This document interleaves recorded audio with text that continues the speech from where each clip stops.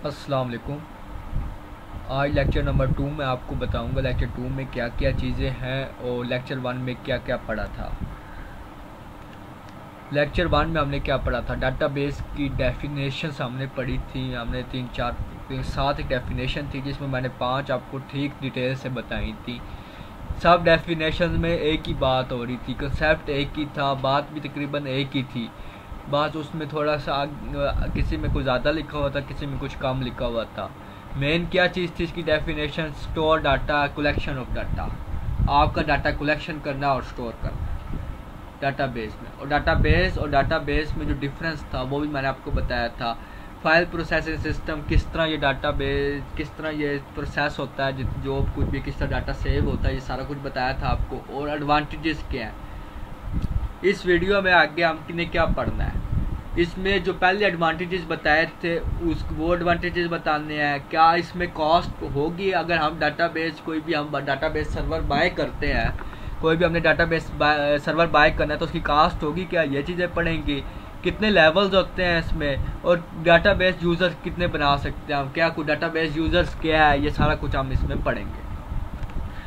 अब ये है क्या डाटाबेस बनी हुई है, डाटा एंड इंफॉर्मेशन। इसमें है कंपनी का नाम हम सुपर फास्ट सॉफ्ट है, सुपर सॉफ्ट कंपनी का नेम है, और डिपार्टमेंट सेल्स का है।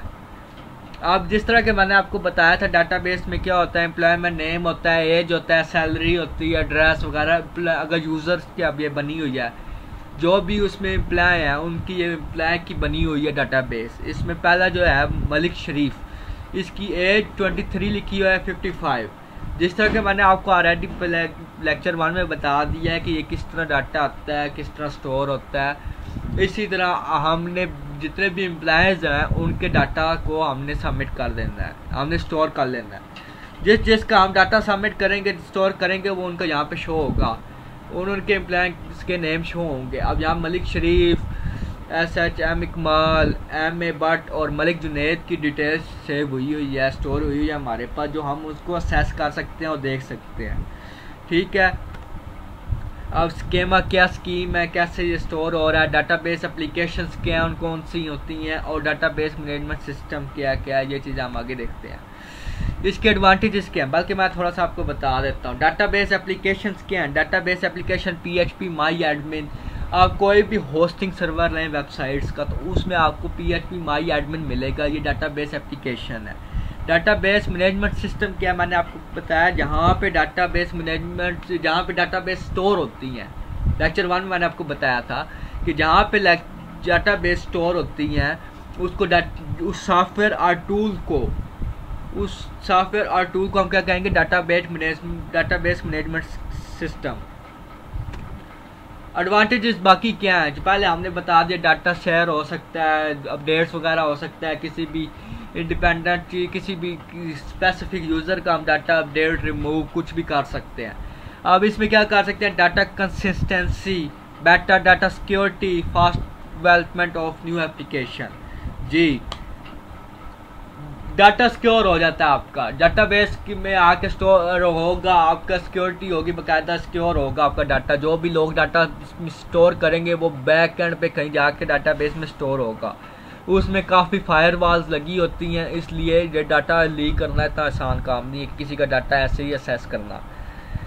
और जो भी आप वेबसाइट बना रहे हैं या कुछ भी बना रहे हैं, समझ लें आप एक वेबसाइट या सॉफ्टवेयर बना रहे हैं, अब आपने उसमें स्टोर चीज़ें दिखानी है। जिस तरह अब ये डाटा है, अदर एडवांटेजेस, ये एक डाटा है, data consistency, better data security. आप क्या करेंगे, एक फॉर्म बना लेंगे, वहाँ से आप डाटा सबमिट करते रहेंगे और यहाँ आके स्टोर होता रहेगा।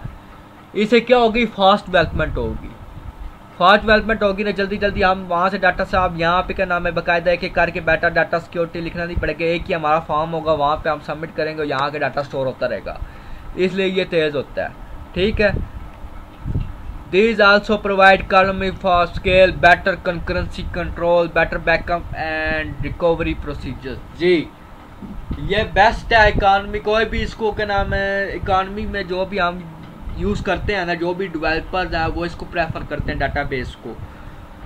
इजीली कंट्रोल होता है, बेटर कंकरेंसी कंट्रोल, इसकी जितने भी हैं, जितने भी टूल्स हैं, इजीली कंट्रोल होते हैं, इजीली इन पे कंट्रोल हासिल किया जा सकता है। रोज़ बैकअप बनता है अगर का नाम अच्छा सर्वर हो, तो रोज़ बैकअप बनता है और रिकवरी प्रोसीजर अगर हमारा गलती से कोई डाटा डिलीट हो गया या कुछ रॉन्ग हो गया, समथिंग वेंट रॉन्ग, कुछ डिलीट हो गया, कोई गलत अपडेट हो गया या किसी ने हमारा कोई सॉफ्टवेयर हैक कर लिया, वेबसाइट हैक कर ली, तो हम उसको इजीली रिकवर कर सकते हैं। ये इसका बड़ा अच्छा फ़ायदा है। But it's not always just होगा, मतलब हर चीज़ जो भी है जिसके एडवांटेजेस हैं उसके कोई ना कोई डिसएडवांटेजेस जरूर है। डिसएडवांटेजेस क्या है? Higher cost. जो भी आप सर्वर लेंगे, होस्टिंग या PHP माई एडमिन सर्वर लेंगे, उसको अपना कुछ ना कुछ पे जरूर करना पड़ेगा। जितना अच्छा होगा उतनी ज़्यादा कॉस्ट होगी। कन्वर्जन कॉस्ट, हाँ जी, आप कहीं पे कन्वर्ट कराते हैं, कोई भी आपका सर्वर है, आप उसको किसी और सर्वर में किसी और प्लेटफॉर्म में लेके जाना चाहते हैं तो उसकी भी कॉस्ट होगी। और जब आपका नाम है कुछ अगर कोई मसला आ गया, कोई बड़ा मसला आ गया, अगर डिलीट हो गया, आपके पास बैकअप नहीं है, अगर आपके पास बैकअप नहीं है, अगर आप कोई आम सा जो भी आप फ्री में ले लेते हैं कोई भी सॉफ्टवेयर, तो उसको रिकवरी करना बड़ा मुश्किल होगा। जो डाटा आपका होगा ना, अगर बैकअप नहीं बना हुआ तो उसका मसला बन सकता है। अगर बैकअप नहीं ना लिया हुआ तो उसको डिफिकल्ट होगी आपको रिकवर करना। डाटा एज रिसोर्सेज के and assess data value organisation that incurs cost. जी, अब जो भी आपने रिसोर्सेज, जो मैं ऑलरेडी बात कर चुका हूँ, जो भी आपने रिसोर्सेज हासिल करने हैं उसको आपको कास्ट करना पड़ना है। जो भी ऑर्गेनाइजेशन होगी उसको ऑर्गेनाइजेशन कास्ट करेगी, उस हिसाब के मुताबिक जितनी सिक्योरिटी होगी उतनी ज़्यादा आपको कास्ट करनी पड़ेगी, जितने ज़्यादा फीचर्स होंगे उतना ज़्यादा आपको कास्ट करना पड़ेगा। ये चीज़ें यस जी, डाटा रिसोर्सेज है यस, इसका आंसर यस। अगर आपसे कोई MCQs में पूछ लेते हैं, अगर आपका एग्जाम में MCQs आ जाता है या फिर क्वेश्चन आ जाता है इस डाटा रिसोर्सेज, तो आपने यस और आगे एक्सप्लेन तो आपने बता देना है कि कोई भी ऑर्गेनाइजेशन है the value of an organisation and that incur cost. क्या है जी? कॉस्ट और जो वैल्यू है ऑर्गेनाइजेशन की वो रिसोर्सेज होगी। वैल्यू में क्या आ जाएंगे? वैल्यू में उसकी सारी डिटेल्स आ जाएंगी, जितने भी उसकी स्पेसिफिक यूज़र्स हैं, सारा कुछ वो रिसोर्सेज हैं। वो डाटा का रिसोर्स है, जहाँ से डाटा आ रहा है वो सारा रिसोर्स है। ठीक है, डाटा को रिसोर्स किसी ना किसी रिसोर्स से ही तो आया जाता है, किसी वेबसाइट से। जो भी ऑर्गेनाइजेशन की वेबसाइट होगी वो रिसोर्स होगा। इस तरह कोई 2-4 बातें आपने डेफिनेट लिख लेनी एक्सप्लेनेशन में। Levels of data, Rizwan prepare, अगर रिजवान है वो प्रिपेयर कर रहा है स्लाइड्स, तो वो क्या करेगा, क्या नाम है, किस किस्म का लेवल ऑफ डाटा, क्या कैटेगरी डालेगा उसमें, उसके एट्रीब्यूट्स डालेगा, एंटिटीज डालेगा, रिकॉर्ड डालेगा, ये सारा कुछ लिखा हुआ है। अब रियल वर्ल्ड डाटा कौन कौन सा है जी? उसमें एंटिटी आ जाती है, एट्रीब्यूट्स क्या आ जाते हैं, स्टूडेंट आ गया, क्लास नेम आ गया, ये क्या है, एट्रीब्यूट्स वगैरह एंटिटीज़ हैं। मेटा डाटा क्या है? रिकॉर्ड टाइप किस टाइप का है? रिकॉर्ड टाइप वारचार, जिस तरह वारचार है, टेक्स्ट है, नंबर है, इस तरह। स्टूडेंट रिकॉर्ड टाइप किस रिकॉर्ड का, अगर रोल नंबर है तो वो वारचार भी हो सकता है, क्योंकि अगर क्या नाम है, अगर जिस तरह हमारा रोल नंबर है BC, आगे ये क्या है, इसमें स्ट्रिंग की कैरेक्टर्स भी हैं, न्यूमेरिक भी हैं, तो वो क्या नाम है, वारचार में रखते हैं हम। अगर सिर्फ और सिर्फ न्यूमेरिक है तो फिर न्यूमेरिक टाइप होगी उसकी, तो उसकी न्यूमेरिक की क्या टाइप होगी, सॉरी इंटीजर टाइप होगी, INT टाइप होगी। वारचार होगी मिक्स डाटा टाइप्स के लिए, जिस तरह मिक्स डाटा टाइप में आ जाएंगे कैरेक्टर्स आ गए, जिस तरह स्ट्रिंग आ गए, इंटीजर्स वगैरह वैल्यू आ गई, तो ये वारचार में होगी। और डाटा क्रस क्या है जी? डाटा क्रस में क्या क्या, स्टूडेंट रिकॉर्ड स्टोर होगा, उसका रोल नंबर, उसका नेम, उसका कोर्स कोड।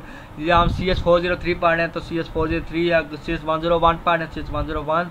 आमिर अगर नेम है, दुमान, फरहान, इस तरह जो भी नेम होगा वो यहाँ पे स्टोर होगा, रोल नंबर यहाँ पे स्टोर होगा।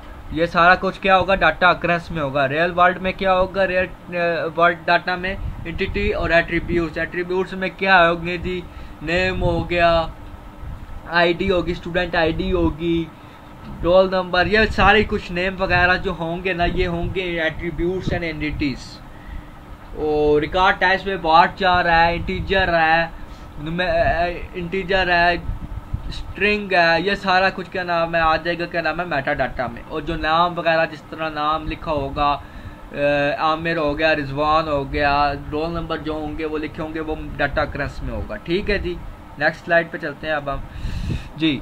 अब ये एम्प्लॉय है, एम्प्लॉय में नेम, एज, क्वालिटी कितनी है, सैलरी कितनी है, क्वालिफिकेशन कितनी है, क्वालिफिकेशन का क्वालिफिकेशन, ये सारा का सारा क्या है मैंने आपको ऑलरेडी बताया। अभी ये एंटिटीज एंड एट्रीब्यूट्स हैं, नेम, एज, ये जो अभी लास्ट स्लाइड में मैंने आपको बताया है ना, एक मिनट, ये जो इसमें ये रियल वर्ल्ड डाटा, इसमें नेम क्या है जी, एंटिटीज एंड एट्रीब्यूट्स वगैरह आएंगे।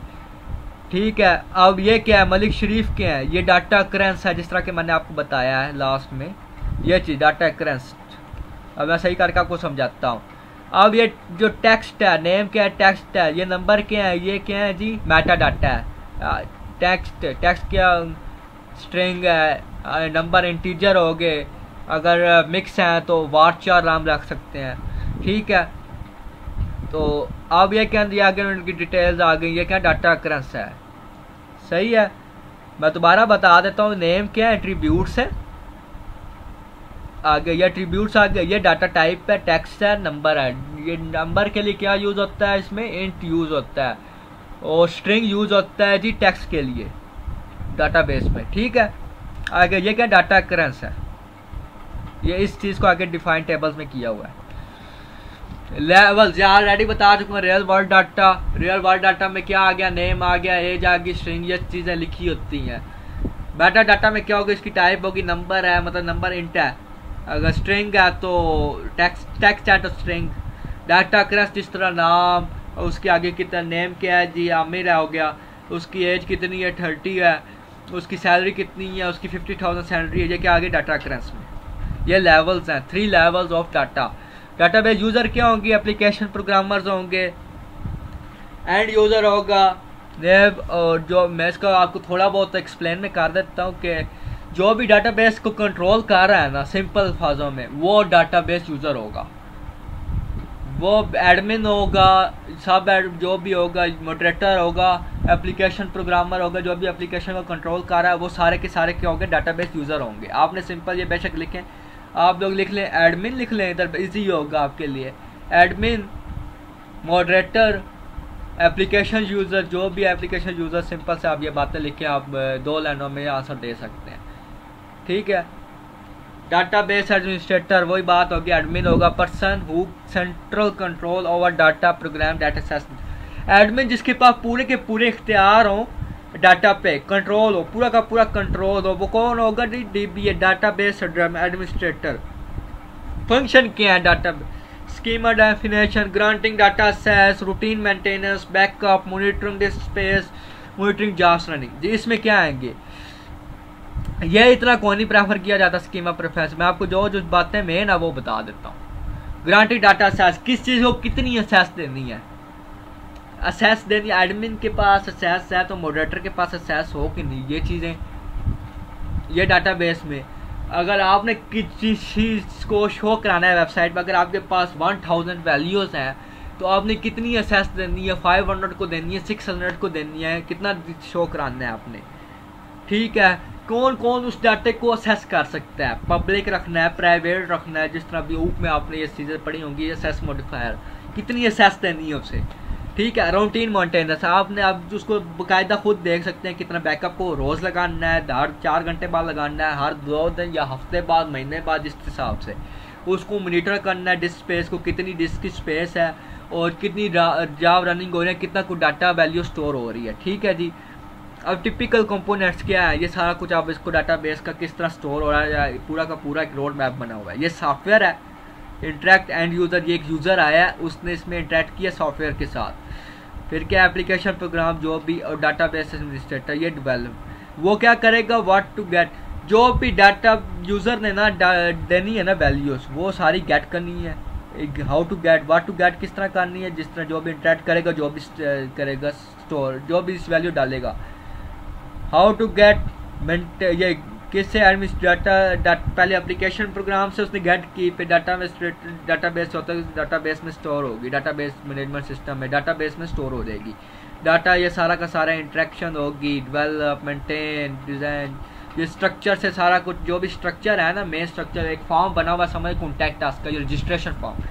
अब मैं आया हूँ, मैंने अपना नाम लिख लिया नेम में, ईमेल लिख दी, ईमेल में पासवर्ड लगा दिया, रख लिया एक, और आगे जो भी फॉर्म में जो भी स्पेसिफिक वैल्यूज़ होंगी, इनपुट्स होंगी, उसको फिल करके मैंने कर दिया रजिस्टर पे क्लिक। अब वो क्या होगा, वो सारे वो जाके डाटाबेस में स्टोर हो जाएगा, नेम ईमेल, और ये क्या है मैंने एट्रीब्यूट्स। टाइप्स क्या होगी, टाइप्स में नेम स्ट्रिंग हो गया। अगर मैं पासवर्ड रखता हूँ, पासवर्ड डिफरेंट टाइप्स होती है, डाटा टाइप्स में रख सकते हैं, तो वो वार्चा रख लेते हैं हम। और नंबर लिखेंगे, सिर्फ अगर न्यूमेरिक है तो नंबर लिख लेते हैं। तो वो जो है ना, ये सारा क्या नाम है, ये नंबर क्या है, डाटा टाइप्स हो गया। और डाटा करंट जो डाटा स्टोर, डाटा वैल्यूज़, ये जो होंगी, मेरा नाम होगा, मेरा रोल नंबर, समथिंग है, जो मेरी डिटेल होगी वो डाटा होगा हमारा। डाटाबेस आर्किटेक्चर क्या, हिस्ट्री। अब हिस्ट्री हम देखते हैं। 1960 में IMS और IDS कॉन्फ्रेंस और डाटा सिस्टम, ये सारी की सारी हिस्ट्री है जो आपने पढ़ लेनी है। ये DBTG क्या, two layer architecture having system view और user view. History American National Standard Institute, ये सारी की सारी हिस्ट्री आपने पढ़ लेनी है। और कोई चीज़ ना समझ आए तो मुझे कमेंट सेक्शन में पूछ लेना है। मज़ीद मैं इंशाल्लाह नेक्स्ट लेक्चर 3 और 4 रिकॉर्ड करके इंशाल्लाह जल्दी अपलोड कर दूँगा। और ख्याल रखिएगा अपना, टेक केयर, अल्लाह हाफ़िज़।